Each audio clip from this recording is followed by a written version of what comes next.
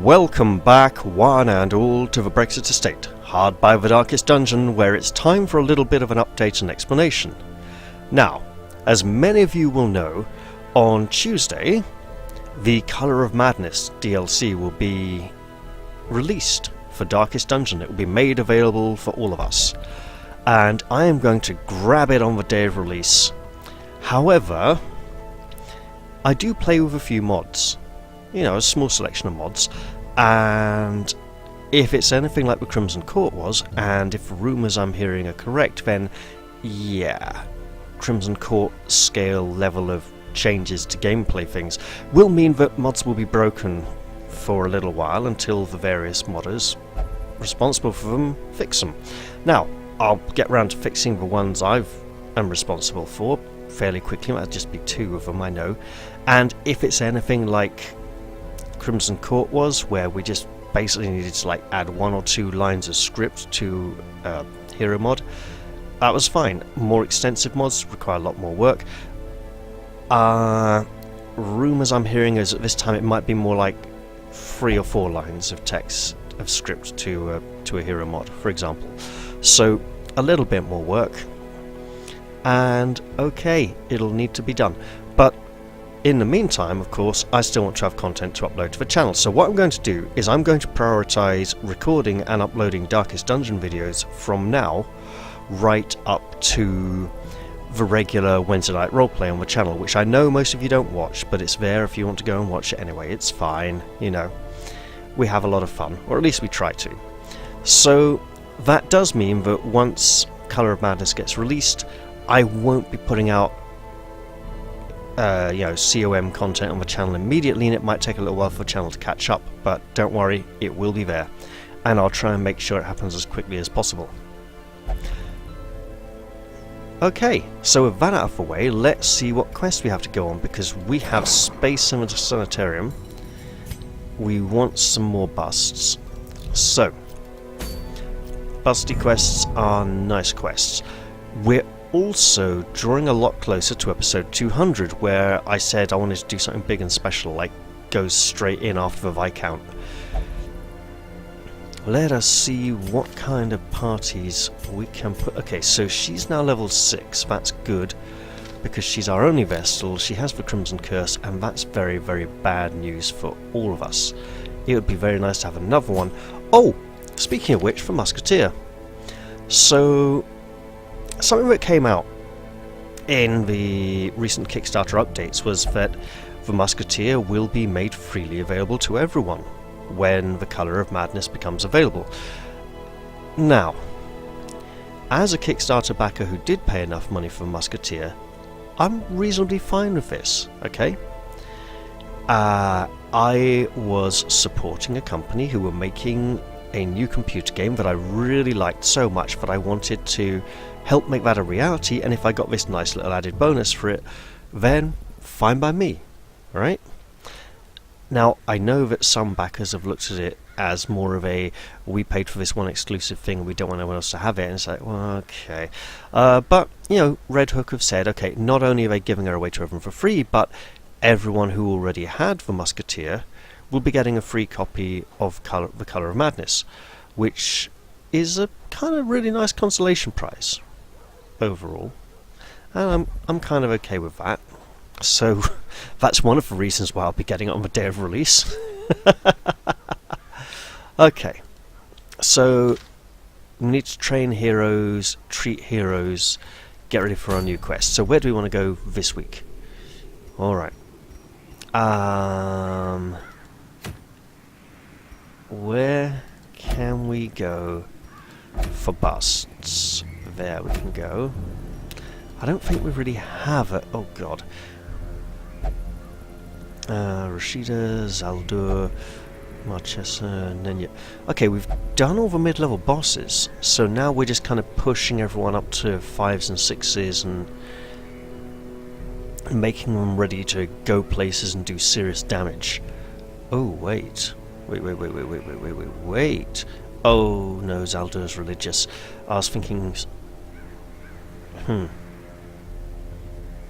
1, 2, 3... I was thinking we could actually... Oh! Wait, we got a man-at-arms. 2. Yeah. Alright. You know, we are in need of some big improvements. So let's clear these lot out. We'll pop you in here. Now, certain keen-eyed individuals have spotted that in the Colour of Madness promotional materials, the abomination appears in party combinations with religious characters a handful of times. And that would be interesting. I don't like the idea of removing the religious restriction, but religious restriction did mean that basically the abomination couldn't fit into most party combinations. And that was kind of bad. So seeing that changed up a bit will probably be okay.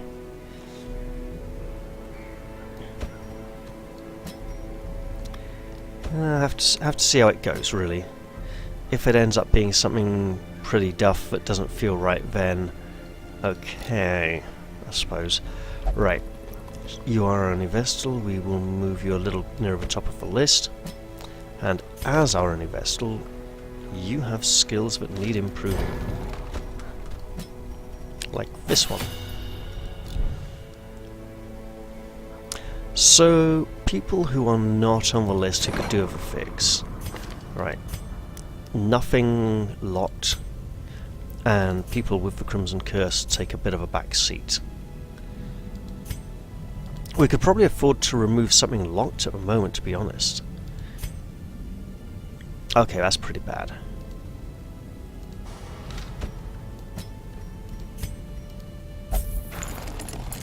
And okay. I mean, she hasn't had a negative quote for a long time, but then again, she hasn't been out much. And I will probably be rebalancing the Librarian and the Twilight Knight when the Colour of Madness is released. I'll just have to wait and see, you know, how things are different before doing so. Now, Roslyn... Okay, yeah, well look, that's... Fear of Beasts and Night Blindness are the big ones here for her.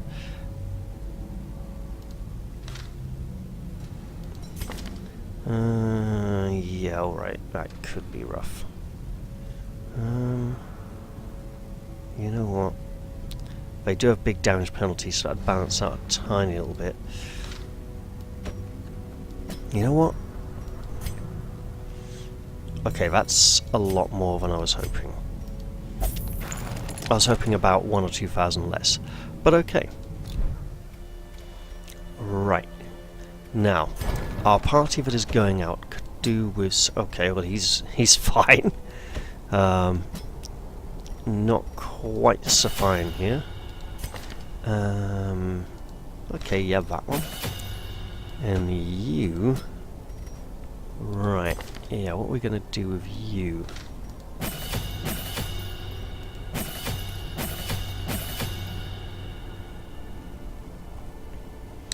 I think this is moderately affordable. Oh, you know what? Actually, little bit more protection.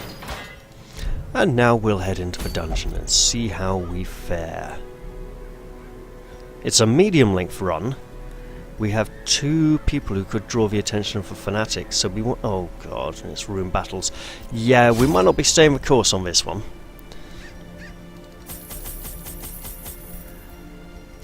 But hopefully, with an antiquarian not having to... I wonder if bottles of blood improve the chances of the fanatic appearing, or if it's just the amount of characters in the party. It's probably just the amount of characters in the party. I'll take the extra, take 2 keys because it's an antiquarian, and yeah. That will mean I want to take more bandages before I can say that will do nicely. There we go. Are those okay? Yeah.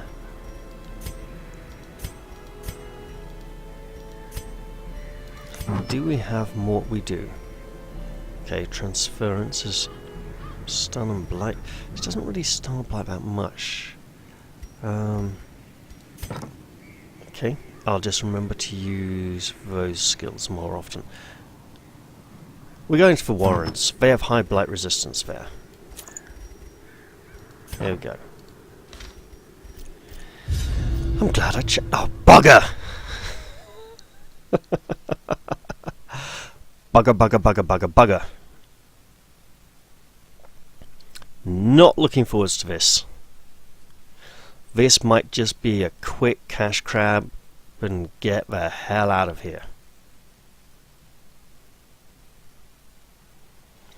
Okay, here we go. You are not alone in this place. The fanatic is on the prowl, and he smells your sickness. Let's be positive. We have double guard potential.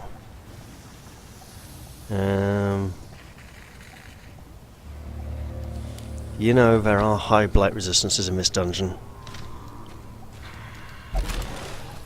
And it's empty. What a wonderful start to a wonderful run. Wonderful because this encounter is not the fanatic, and for that we should all be grateful. Oh great, here we go. Ow! Ow.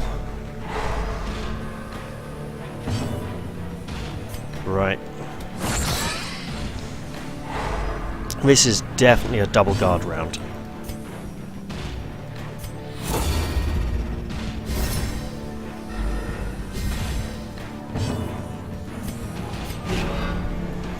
There we go.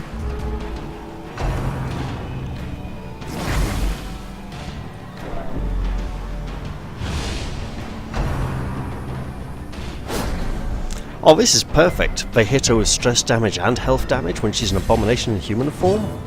This is very manageable.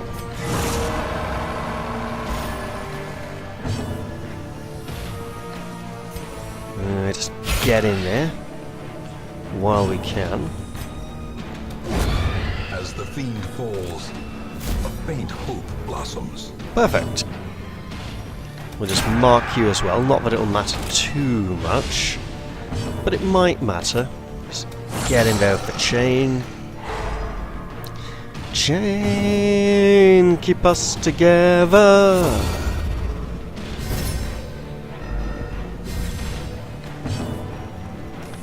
Right.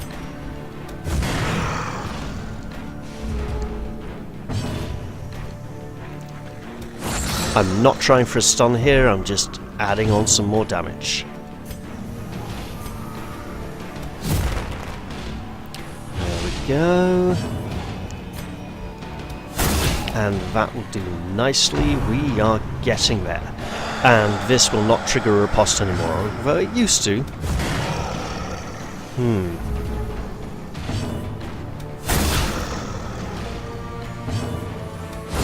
Prodigious size alone does not dissuade the sharpened blade.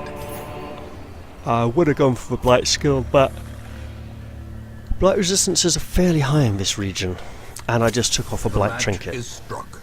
A blazing star is born. Please don't be the fanatic. I mean,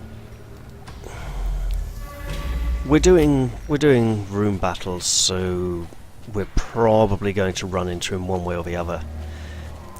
I think we just need to try for treasure and scouting checks, which we do not get. Treasure then? Oh come on, this just isn't fair.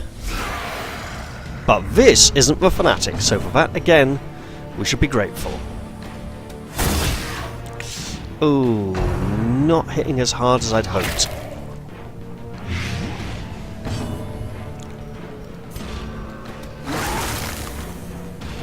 Might still get the ghoul, but he resisted, so we didn't still get the ghoul. Their formation is broken. Maintain the offensive. This is crazy, I'm really tired, and it's not that late, but then I have had some busy stuff going on the last few days. Haven't had many opportunities to rest, unfortunately. And here comes all the horror. Yep. The abyss returns even the bold. coldest gaze.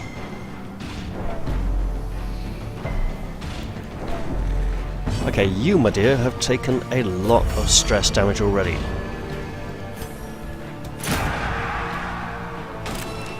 And we do not have a even remotely competent healer.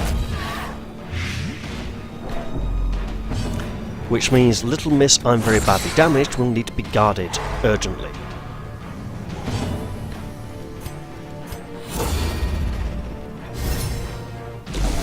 Whereas Little Miss, I'm a psychopathic raging beast, will just get to use her own skills to survive.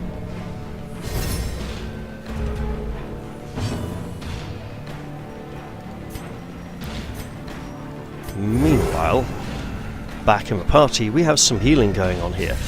Yes, sorry, that was a intentional misquote of the line "Meanwhile, back in the jungle" from uncertainty, the birthplace of dread. From an old episode of The Goon Show, actually. Press this advantage. Give them no quarter.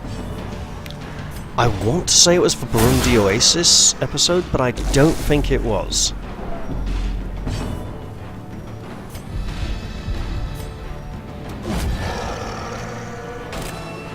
It was probably something more obscure or less memorable. Then again, they were all pretty memorable, really. Just completely bonkers.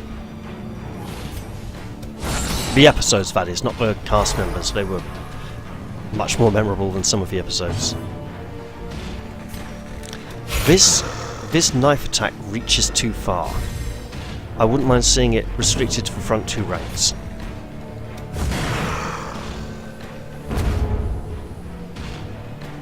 Then again, now the ghoul is in the front two ranks, so it's not much of an issue. And we got a stun. That's amazing. I don't know how that happened, but let's do a little bit of healing while we work it out.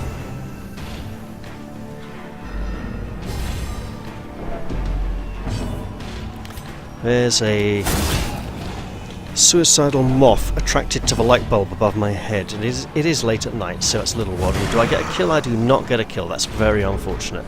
He's probably going to... Oh no, we get him. Yeah. Monstrous size has no intrinsic merit, unless inordinate exsanguination be considered a virtue. Okay, I'm afraid I think we might need a little bit more gold before we can consider this run to be breaking even. Curious is the trap maker's art, his efficacy unwitnessed by his own eyes. This would not be a good... Wait. Good, Malcolm is not Rosnav. But this would not be a good party to run into the Fanatic with. Oh, great.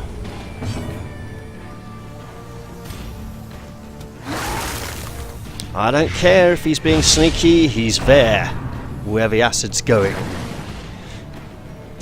And we'll probably unmask him in a moment with the Antiquarian anyway.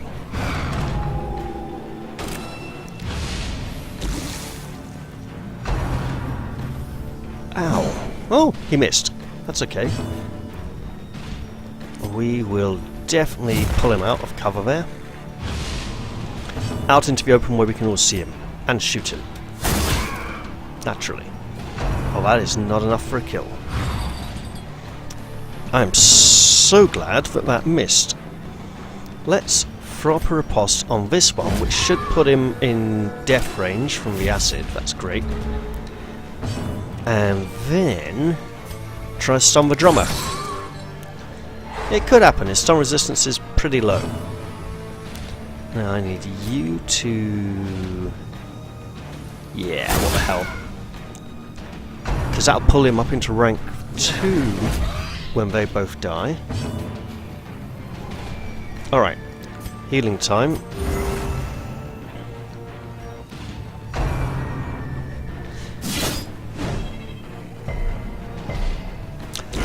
Slowly, gently. This is how a life is taken. I wonder what changes could be made to the Antiquarian weapon that cuts on its own. to make her more of a support character, less of a... Because currently she kind of buffs, she debuffs, she does a bit of damage. Continue the onslaught.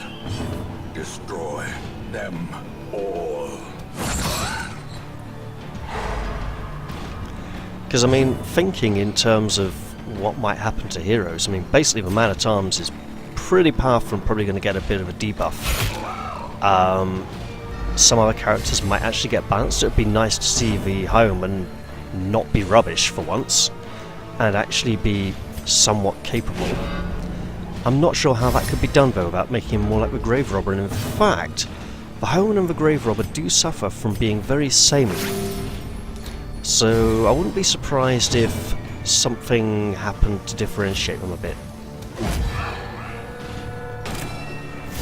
Obviously, the Leper underperforms on a regular basis and will need to become more powerful in some way. But I don't know what you could do with the Leper, really, because you don't really want to give him the ability to reach further back, because that doesn't feel right for him.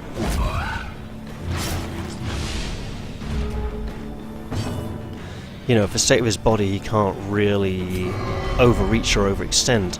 People don't let him get near them, and when it comes to enemies, that kind of extends again to the point where he just isn't in the habit of reaching out to people that much. Well, no, he's in the habit of reaching out and being pushed away. Confidence surges as the enemy crumbles. This expedition at least promises success. You know, I wasn't going to use a bandage, but now it seems like a very good idea. As the light gains purchase, spirits are lifted, and purpose is made clear. Okay, if we rest now, we do not have any kind of safe rest abilities, do we? Nope, not at all. I think we just do this, actually, and decide to not rest this run at all. And we have an antiquarian who is not a musketeer, and she will be looking in this crate, and we actually find something nice. Oh yes, we find something really nice. Okay. New plan. We might be leaving now.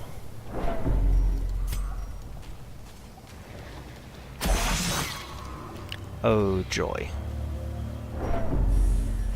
Well, if I use this now, it makes it more likely I'll be able to put treasure there in the near future. Please don't be a fanatic, dear dungeon. It would be rather early in a run to encounter him, and we do not have a party capable of dealing with him. And given the quest objective, we might as well give up and go home now.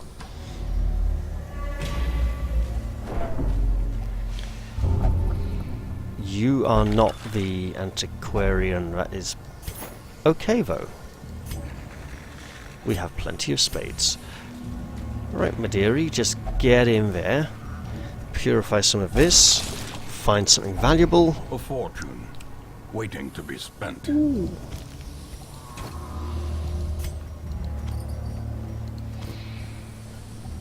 Right, well that was nice.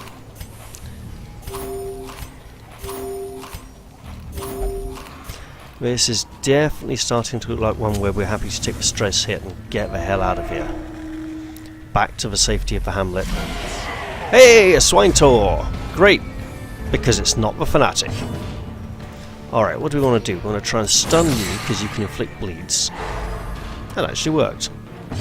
And we shoot you while you're stunned. I was hoping for nearer the 14 mark and less the 7, but we got a mace. That's good. And a knife. I mean, we had to put a lot of effort into killing that one enemy there. That wasn't great. But we need to kill everyone who's not the swine tour really quickly and get rid of the bodies as well. So... oh, wait. If we knock him back...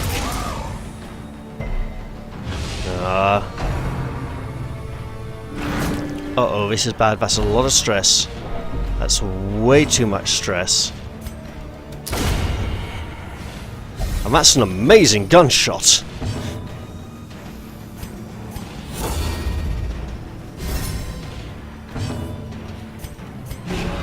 Right, next round we move her to the back as soon as we can. Actually, since Sidearm can no longer target corpses, we now know exactly who it's going to target every round. Right, Rake buffs itself over time. Rage is a single target, straight up damage instead of minus 40 plus 20 per. Okay. Here's what we're going to do. We're going to try and soften you up so you don't deal really nasty, insane damage to us. And then you're going to get in there and do some damage anyway, which is an okay, acceptable amount of damage, really. Hey, we can just shoot you there. A singular strike. And straight damage. Oof. Need to work on upping that damage.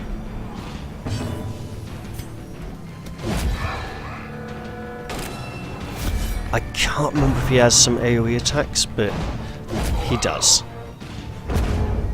That didn't take long to remind me. Straight up the game was like, oh no, yeah, absolutely he does. Okay, you just keep doing damage there. Their cursed champion falls. A trifling victory, but a victory nonetheless. There's only one here. This is unlocked. Wealth beyond measure, awarded to the brave and the foolhardy alike. Okay. Well, any of these could be the fanatics, so I think it's time we... Well, these corridor fights anyway. I think it's time we just leave. So, shame to throw in the towel this early, but it will mean I'll get to upload this one quicker and start recording the next one. Okay, back to Hamlet we go. Let's hope there's no calamitous encounters awaiting us when we return. Where there is no peril in the task, there can be no glory in its accomplishment. At least we had an antiquarian to make sure we came back with quite a lot of money. And to be fair, we probably needed that. And we fixed up some people in town. We're getting closer to that big episode 200, which I'm sure I'll come up with something memorable for. Okay, Beast Hater. Oh, Beast Hater's good. Robust was really good.